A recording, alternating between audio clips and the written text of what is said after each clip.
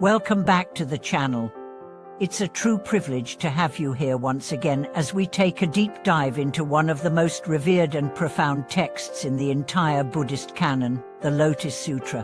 Whether you are familiar with it or hearing about it for the first time, this sacred teaching offers more than ancient wisdom. It offers a direct path back to our essential nature, return to the One mind, and an invitation to become not just a follower of the Buddha, but a true child of the Buddha. Two truths will guide us through this journey. First, the teachings of the Lotus Sutra are not abstract metaphysics, they are deeply practical, urging us to realize the enlightened nature already within us. Second, the path to becoming a true spiritual heir of the Buddha is not through blind faith or dogma, but through the sincere return to the heart of our being, to the one mind from which all phenomena rise, and into which all things dissolve. So what does the Lotus Sutra really teach us? It teaches that every sentient being, no matter how deluded, carries the seed of Buddhahood. That awakening is not reserved for monks or sages, it is available to you, to me, to all who earnestly return to their true nature. It teaches that the Buddha didn't come merely to be worshipped, but to show us who we really are. The concept of one mind appears often in Mahayana teachings. In the context of the Lotus Sutra, it refers to the unified nature of reality, the undivided awareness behind all duality.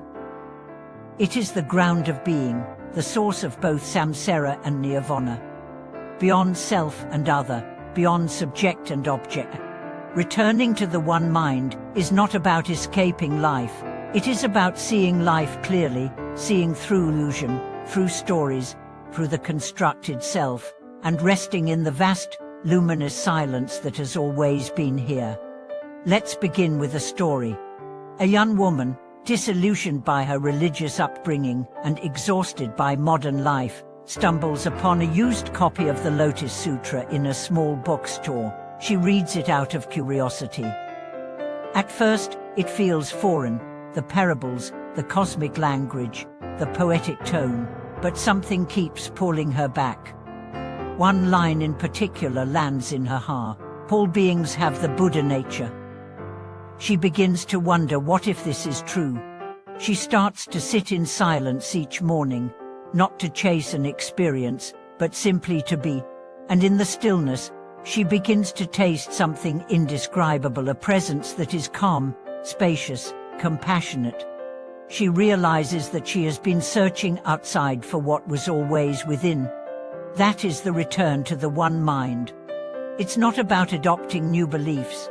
It's about removing the layers of conditioning that obscure the truth. One of the most powerful metaphors in the Lotus Sutra is that of the burning house. In this parable, the father lures his children out of a burning building by offering them different types of carts as ties. Once they are safe, he gives them a great cart far beyond their imagination. This represents the Buddha's use of skillful means, offering provisional teachings to draw people toward the ultimate truth. We, too, often live in a burning house. The flames of greed, hatred, and delusion threaten to consume our peace, our clarity, our compassion. And we, like children, are often distracted by small pleasures, temporary ties, unaware of the danger. But the Lotus Sutra calls us home. It says, "You are not broken. You are not incomplete. You are not separate from awakening. You are the Buddha, temporarily asleep." Returning to the one mind means waking up not to a new self, but to the selfless nature of being. So how do we do this? Not through force, not through effort alone, but through remembrance. Remembering that every breath is an expression of the one mind, that every sensation, thought, and emotion arises from and returns to the same source, that the self you defend, promote, protect is an echo, a wave, not the ocean. And when you stop clinging to the wave, you remember the ocean. This remembrance is not passive. It transforms how you live. Because once you see the one mind in yourself, you begin to see it in others. The stranger on the subway, the co-worker you dislike, the family member who triggers you. They, too, are expressions of the one mind. They, too, are Buddha nature, temporarily veiled. And this vision, this ability to see the sacred in the ordinary, is what makes you a true child of the Buddha. Not chanting, not robes, not knowledge, but the lived realization of non-duality and unconditional compassion. The Lotus Sutra says that even those who slander the Dharma have the potential for enlightenment, that even those in the deepest realms of suffering are not abandoned. This is not spiritual naivety. This is spiritual courage. To believe, against all appearances, that no being is beyond redemption. That awakening is universal. And that our task is not to become special, but to become sincere. To walk the path with humility, with devotion, with the willingness to return again and again to the still point within us. This is what it means to be a true child of the Buddha. It is not a title. It is a responsibility. To embody the teachings. To protect the Dharma not through argument, but through presence. To offer the light of understanding in a world often lost in shadows. Now let's reflect on the practical implications of this path. Returning to the one mind does not require dramatic change. You can begin now, in the next breath. In the next moment of irritation, pause. Ask, who is annoyed? In the next moment of pride, ask, who is proud? In the next moment of longing, ask, who is seeking? These questions don't have logical answers. They point you back to the silence behind the noise. And slowly, the grip of identity loosens. You stop taking yourself so seriously. You stop needing to be right. You stop chasing the next moment.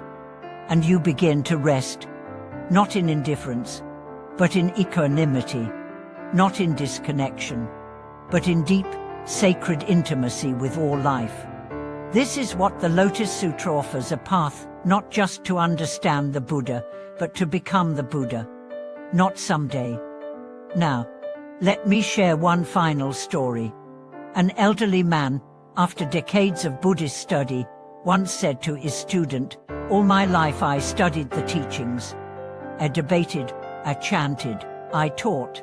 But it was only when I sat in silence one morning and saw a bird drinking from a puddle that I understood." "What did you understand?" the student asked.